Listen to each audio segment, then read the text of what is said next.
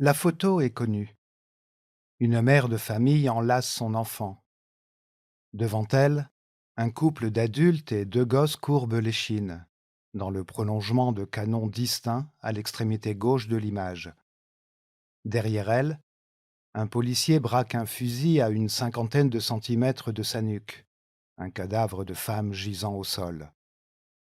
Dans la seconde suivant le déclenchement de l'obturateur, le coup partira. Elle s'effondrera de tout son poids sur son enfant, dans le pierrier et les herbes hautes de l'immensité ukrainienne d'Ivangorod. Sa mort, nous ne la voyons pas.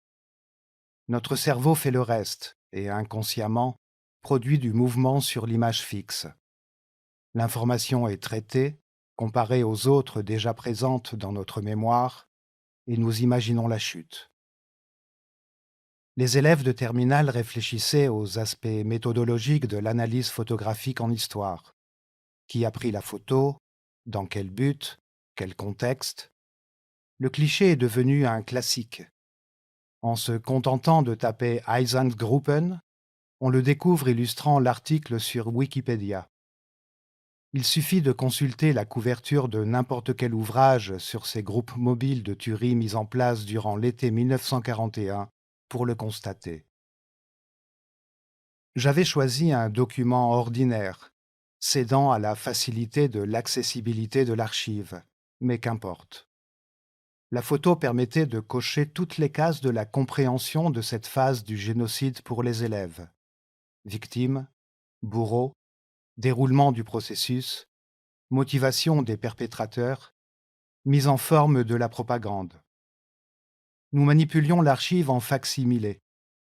Sur celle-ci était indiqué Ukraine 1942, action contre les Juifs, Ivangorod. Elle avait été envoyée par un Allemand et interceptée à la poste de Varsovie par des membres de la résistance polonaise. Nous avions tout sous les yeux. Nous irions même débusquer le lieu de conservation du négatif originel et nous intéresser au rôle du United States Holocaust Memorial Museum de Washington dans la mémoire de la Shoah. Cette activité en cours fonctionnait. Je m'en sentais heureux. Et puis Roxane a levé la main. Comment s'appelle cette femme? Le reste de sa famille a survécu?